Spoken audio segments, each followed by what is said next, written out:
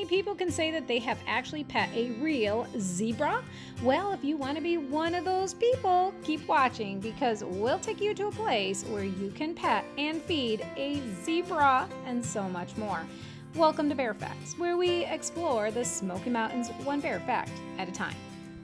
Even as I was there standing and hand feeding a zebra for the first time in all of my 49 years, I realized how amazing and cool this was. Because, yeah, I have actually never pet a zebra before. Sure, I've seen them in Disney and other zoos around the country, but pet them? No, this was a first. I have to admit, I geeked out a little. And the thing is that I have passed signs for this place for years and just kept passing by. I mean, why would two adults care about a petting zoo or a bunch of deer? Sure, the pictures on their sign had a few other animals, but it did say deer farm. And we're from PA, where deer mean nothing but a massive comprehensive bill and a totaled car. Dumb things like to dodge cars like the frog in that Frogger game.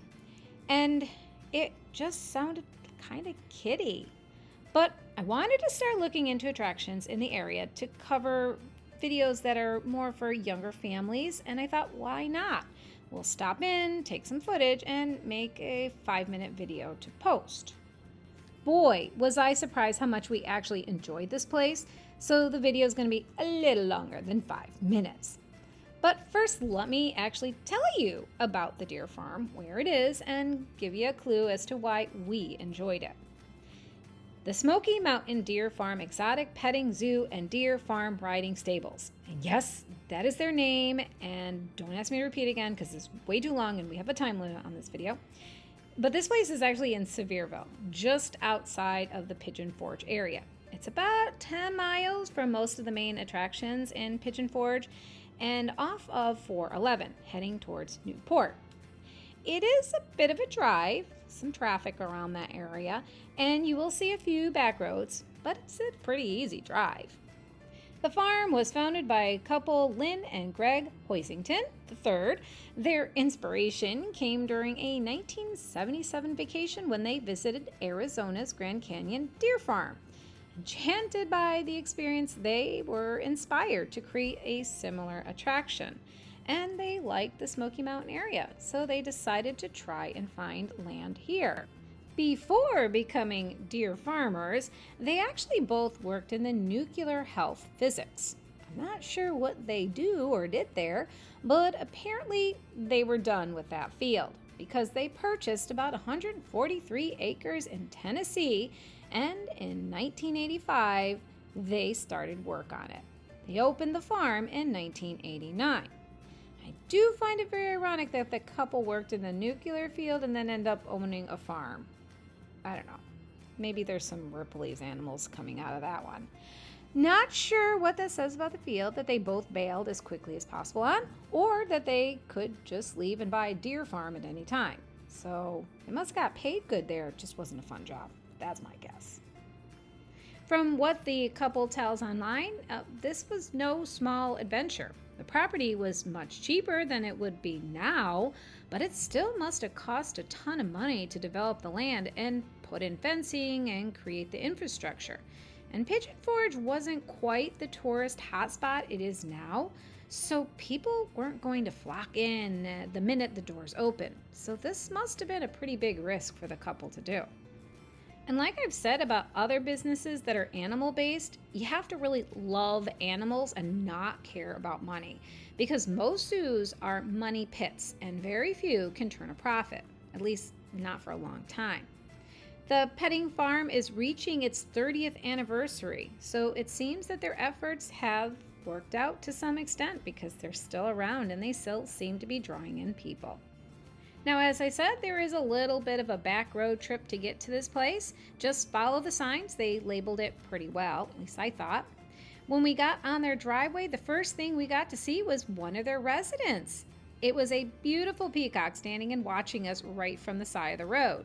When I asked the staff about the peacock, the staff just said that it was one of theirs until it decided it didn't want to live in the park and flew out. That says a lot about the farm that they don't clip their feathers to make them stay. The peacock now greets guests as they arrive in the park. Parking is free, so after you park your car, you'll get to see a large pond with geese and other waterfowl. You will also see the pony and horse barn where you can pay to ride, which we might try someday, but today was all about the farm. There's also one other resident that you could see outside the farm, and those are the longhorn goats of some kind. These guys are not for petting. I'm guessing that they can get a little aggressive.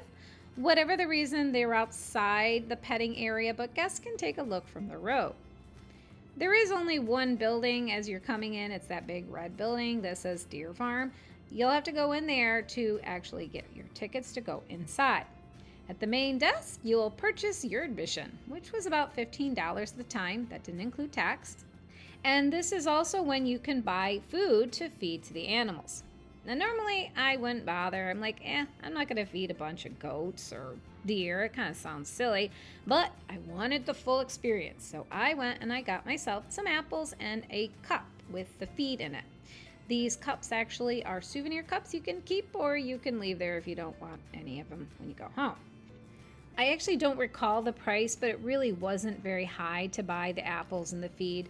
So go have some fun. Let that inner kid out and make sure you get at least the apples, because you're going to need them if you want to actually lure the zebra to you, because they're not coming near you without a treat. They are very stubborn like that. Before you're released into the wilds of the farm, the staff will give you a really long list of animals and what foods they can and cannot eat. Don't worry, if you are like me and the words just pass from one ear and out the other, there are signs all over the park to tell you which ones could get the apples and which ones should get the feed, and just, which ones you shouldn't hand feed because they'll peck your fingers off. So just be aware that the signs are pretty clear on there. All right, now just keep in mind that this is a farm, and farms can get muddy. I would suggest sneakers or boots, but it was a dry day, as you could see. You can easily get away with sandals most of the time. Just be aware it's still a farm. If you don't wear nice stuff or high heels, that would be weird.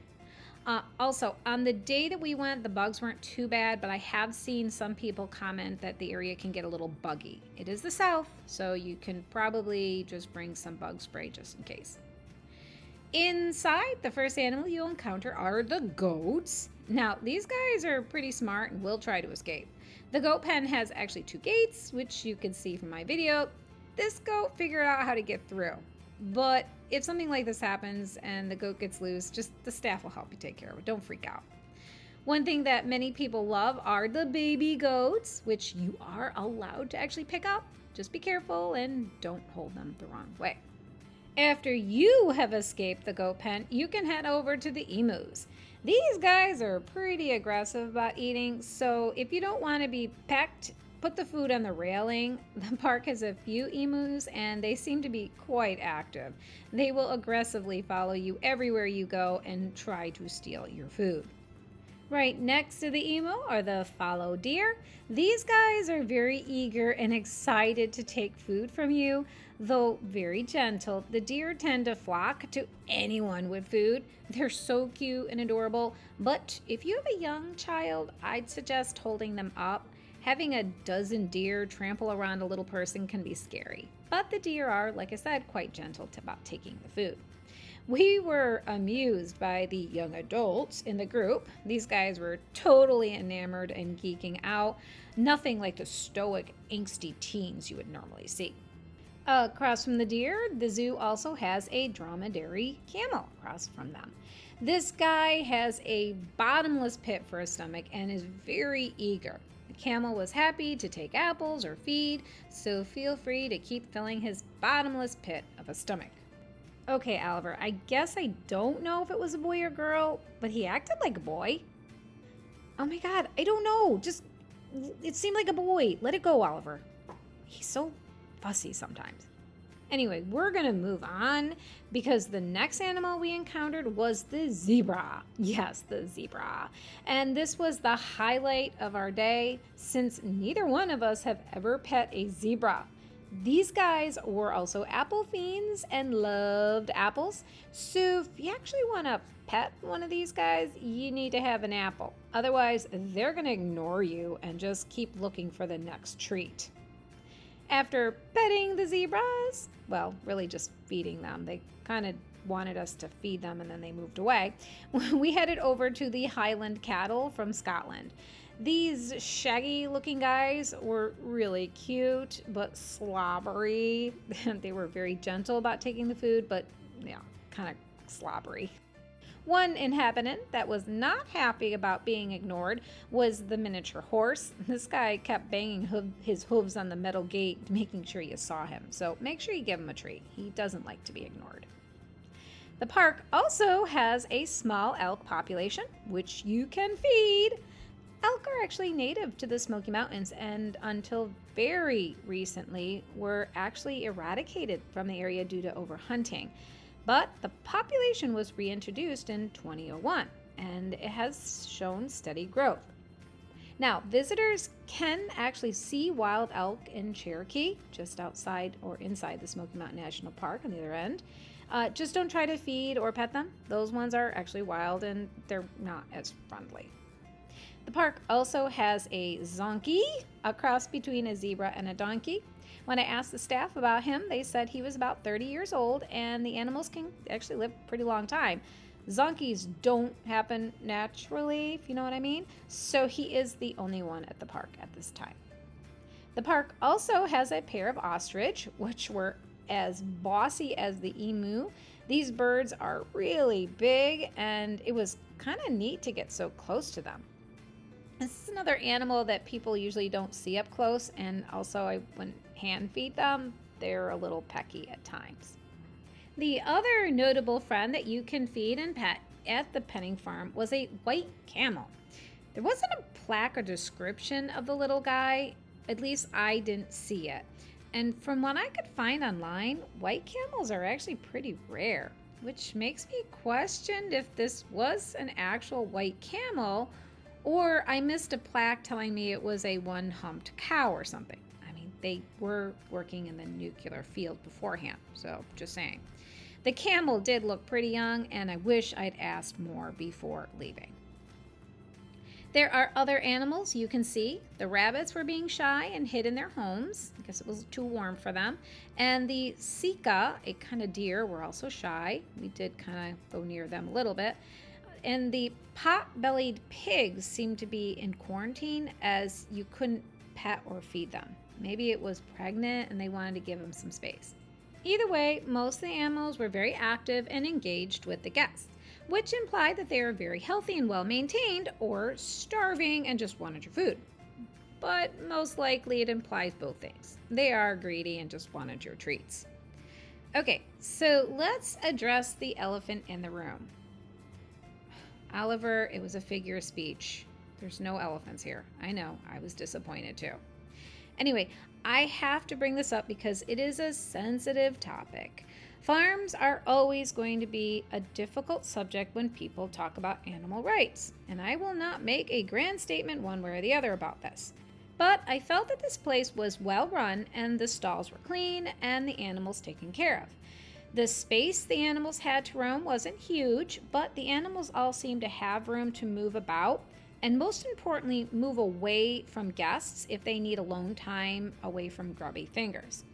I couldn't find where the owners acquired most of the animals. If they were purchased from other zoos or rescued, I couldn't say. But I have seen major zoos with less care and worse treatment than this place. But from what I could see, I felt confident that the animals are treated well and taken care of.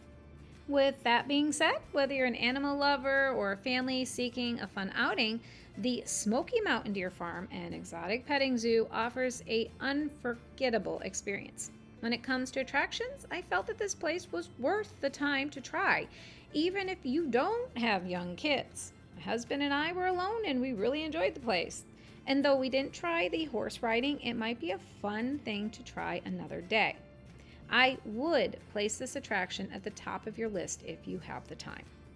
I hope this video helps you plan your visit to the Smoky Mountains. You're getting an honest review from our personal experiences, but facts and things change, or our perception of them change. So please keep us in the loop if you learn anything new and want to share your experiences in the comments. Thanks again for visiting us at Fairfax of the Smoky Mountains. Please click that like button and subscribe to our channel.